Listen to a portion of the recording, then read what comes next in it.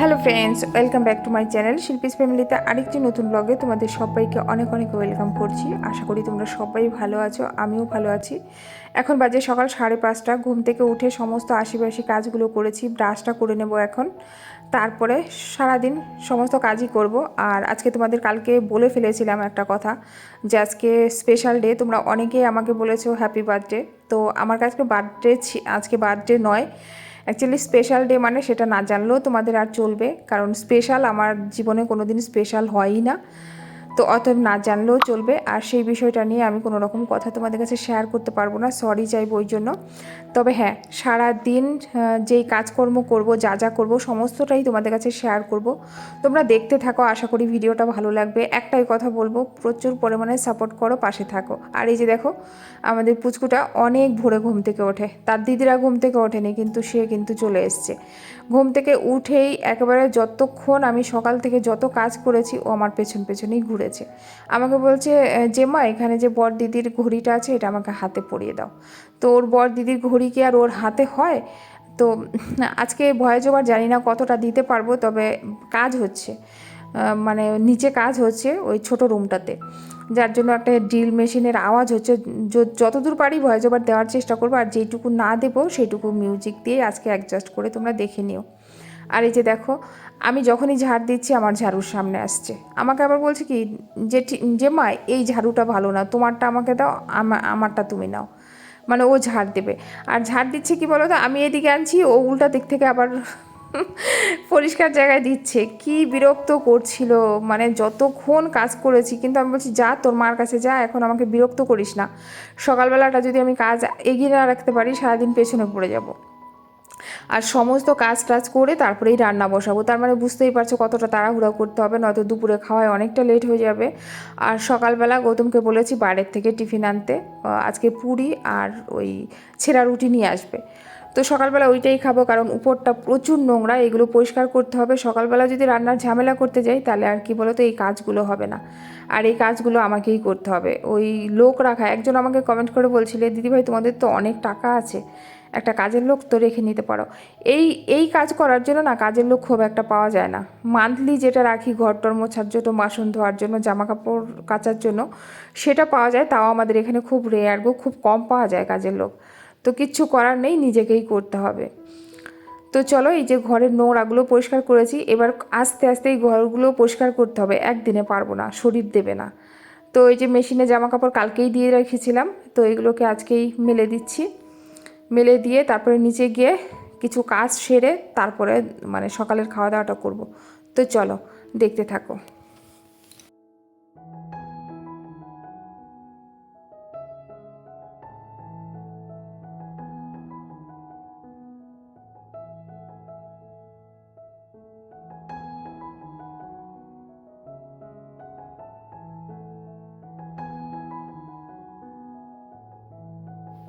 বাইরে হালকা একটু বৃষ্টি হচ্ছে আজকে, তাই এখানে কালকে জুতোগুলো দেখেছো নেড়েছিলাম, তো জুতোগুলো দেখলাম ভিজেছে কিনা, যেহেতু অল্প অল্প বৃষ্টি হচ্ছে, তো তো এই জন্য আর কিন্তু ভেজেনি, শুকিয়ে গেছে, উপরেই রেখে দেবো। আর এই যে সমস্ত কিছু সেরে তারপর ভাবলাম খাওয়া দাওয়াটা আগে কমপ্লিট করি, তারপরে অন্য কাজগুলো পরে করা যাবে।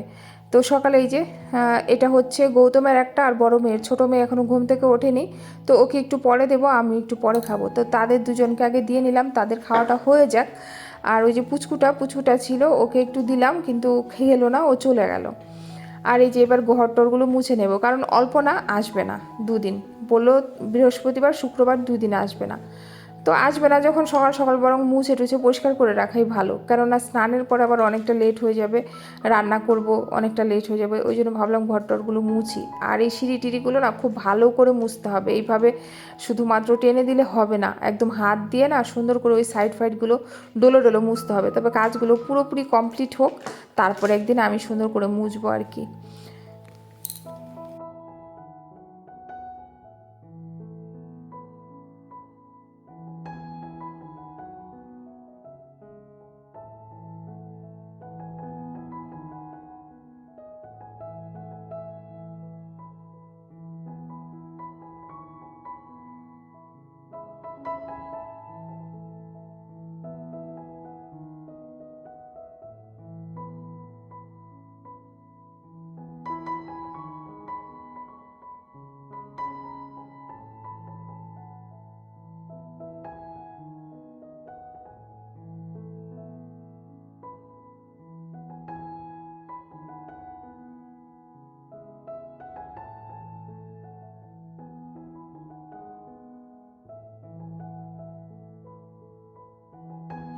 তারপরে ওই যে ওদেরকে টিফিনটা দিয়ে একদম চলে এসেছি দোতলায়। দোতলায় এই ঘরটা মুছবো, আর এই ঘরটা রোজ এত পরিষ্কার করছি, রোজই ওরা কাজ করছে, রোজই নোংরা হচ্ছে, কিছু করার নেই। তো এখন এই যে এই ঘরটা মুছবো আর ঠাকুরের বাসনগুলো মাজবো, মেজে তারপরে ঠাকুর পুজো দিয়ে ঠাকুরকে তারপরে গিয়ে রান্না বসাবো।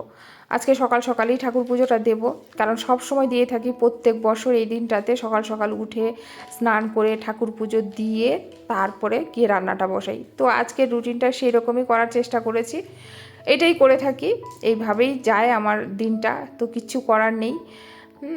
তো এই যে দেখো, আর এই যে বেসিনটাতে জল পাস হতো না, তো এটা গৌতম দেখলাম এই রিসেন্ট 1 সপ্তাহ আগে সুন্দর করে পরিষ্কার করে দিয়েছে। পাইপে নাকি কি একটা জমে ছিল, পাইপে নাকি কি একটা আটকে ছিল, যার জন্য জলটা পাস হতো না, যার জন্য বেসিনে না বাসন ধুতাম না। তোমরা দেখেছো না যে ঠাকুর ঘরের বেসিনে কিন্তু বাসন ধোয়াই হচ্ছিল না, বাইরে বাইরে ধুতাম।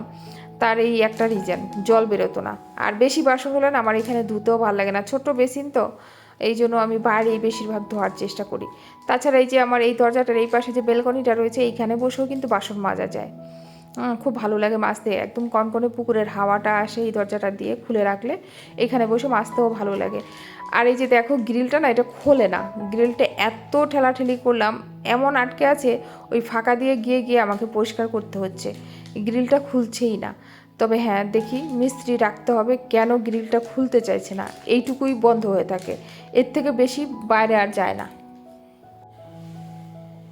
তো এই যে ফাইনালি চলে এসেছি স্নান টান করে, আর একটা লাল পেরে শাড়ি পরেছি। এই শাড়িটা অনেক দিন আগে আমার শাশুড়ি মায়ের জন্য এনেছিলাম, তো মা না তখন এই শাড়িটা নেয়নি, তাঁতের শাড়ি তো, বললো কি শিল্পী আমার না তাঁতের শাড়ি এখন পরতে ভালো লাগে না। আমার শাশুড়ি মা না একটু হ্যান্ডলুম আর এখন একদম অন্যরকম শাড়ি পরতে ভালোবাসে, একটু সফট টাইপের, মানে তাঁতের শাড়ি আর মা পরতে চায় না, এখন ক্যারি করতে নাকি খুব অসুবিধা হয়, যার জন্য শাড়িটা অনেক দিন থেকে ঘরে পরা ছিল।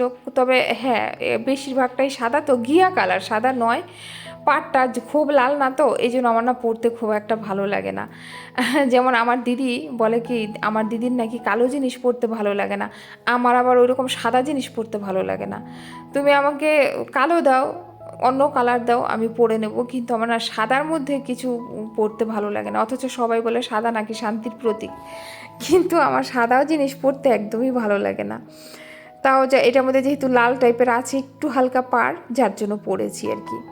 তো এই যে দেখো, আর কি সুন্দর গাছগুলোতে ফুল দিচ্ছে। তবে আজকে ইচ্ছা আছে বড় মেয়েকে নিয়ে যখন যাব, তখন ওইখানে সামনে না একটা ছোট্ট মতো নার্সারি পাওয়া যায়, খুব বড় না, আর বেশ সস্তার দামেই না গাছ পাওয়া যায়।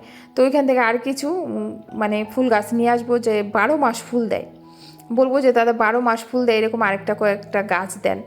তবে যত মোটামুটি সত্যি যেইটুকু ফুল হচ্ছে আমার ঠাকুর পুজো হয়ে যাচ্ছে, আর কি বলো। তো এই যে ঠাকুর পুজো দিয়ে একটু ফল মিষ্টি আজকে দিলাম, দিয়ে তারপরে এই যে নিচে চলে এলাম। আর আমাকে বিউটি বলেছিল দিদিভাই সব সময় ফল যখন দেবে তার সাথে কিন্তু একটু মিষ্টি দেবে, হ্যাঁ একটা নকুলদানা হলেও দেবে। তা তার কথাটা মাথায় রয়েছে। ইউটিউবে এসে হ্যাঁ অনেক কিছু শিখেছি। তোমরা ঠিক বলো আমাকে যে শিল্পী তোমার কাজ দেখে এনার্জি পাই বা তোমার কাজ ভালো লাগে, কিন্তু আমি বলবো তোমাদের কাছ থেকে আমি অনেক কিছু শিখি, অনেক কিছু। সঞ্চিতা দিদিভাই, তারপরে বিউটি, তারপরে হচ্ছে মিলি মল্লিক, তারপরে মামনি দিদিভাই, তারপরে হচ্ছে সর্বাণী, তারপরে অনেক অনেক এদের কাছ থেকে আমি সব সময় মানে, তারপরে ওই যে ড্রয়িং উইথ বাই বাপি, বাপি বোধহয়, হ্যাঁ ওই দিদি ভাই, তারপরে সবার সবার, তারপরে মিলি মল্লিক, হ্যাঁ তো সবাই, তোমরা সবাই অনেক কিছু তোমাদের কাছ থেকে সত্যিই শিখেছি। ইউটিউবে আসার পরে আর কিছু পেয়েছি না পেয়েছি সেটা বলতে পারবো না, কিন্তু ভালোবাসাটা অঢেল পেয়েছি আর অনেক কিছু শিখতে পেরেছি তোমাদের কাছ থেকে। আজকে দেখেছো মাংসটা একটু অন্যরকম রান্না করার চেষ্টা করেছি। কি করেছি বলো তো, মাংসটা প্রথমে একটু ভেজে নিয়েছি, তারপরে একটু ধনিয়া আর জিরা ওইটা ভালো করে শুকনা তাওয়ায় টেলে তারপরে ওটাকে শিলনোড়ায় সুন্দর করে বেটে নিয়েছি। তারপরে ওই যে মশলাগুলো বেশ ভালো করে কষে তারপরে এই যে দিয়ে দিলাম, তারপরে তো ওই মশলাটা দিয়ে জল দিয়ে দিলাম, তারপরে কুকারে দিয়ে দিয়েছিলাম। আর আজকের মাংসটা কিন্তু সত্যিই খেতে দুর্দান্ত হয়েছিল, বলছে অন্যরকম এইভাবেই এবার থেকে রান্না করবে। তবে হ্যাঁ মাংসটা একটু শক্ত ছিল, তবে দেখবে যে কোনো মাংস বেশি গলে গেলে আবার ওই টেস্টটা পাওয়া যায় না, একটা টক টক ভাব হয়ে যায়। খাসির মাংস তো বিশেষ করে বেশি গললে টক হবেই তোমার। এই যে দেখো, ও টেস্ট করার জন্য মেয়েদের দিলাম, তো টেস্ট আর করবে কি, দুপুর 2টো বেজে গেছে অলরেডি, মেয়েদের পেটে তো চোচো করছে, একদম খেতে বসে গেছে। আর আজকে বেশি আইটেম করিনি, একটা ডাল করেছি ধনেপাতা দিয়ে, পটল ভাজা, বেগুন ভাজা আর মাংস, এই তো একদম সিম্পল রান্না করেছি। হ্যাঁ, রাত্রে ইচ্ছা আছে বাইরের থেকে খাওয়া দাওয়া করার, তবে জানি না গৌতম যেতে পারবে কিনা, কারণ ওর তো সবসময় কাজ থাকে তোমরা জানোই, তো কোনো দিন তো যায় না, হয়তো বা যেতে পারবে না। তবু বলেছে যখন, তোমাদের আশায় রাখলাম, জানি না যেতে পারবো কিনা। তো চলো, এই যে খাবারটা গৌতমকেও বেড়ে দিলাম, আর এই যে এখানে মেয়েদেরকেও খাবারটা বেড়ে দিলাম। তো ওদের খাওয়া হয়ে যাবে, তারপরে আমি খাবো, একদম সবার শেষে আমি খাবো। আমার খাওয়া দাওয়া হয়ে গেলে বড় মেয়েকে নিয়ে যাব টিউশনিতে। হ্যাঁ, তারপরে আর গৌতম গিয়ে নিয়ে আসবে, আমি ছেড়ে দিয়ে আসবো, গৌতম গিয়ে নিয়ে আসবে, কারণ নাইট করে এসছে তো, আর একটু শোবে, একটু ঘুমাবে, যার জন্য ও ঘুমালে আমি বড় মেয়েকে নিয়ে যাব টিউশনিতে।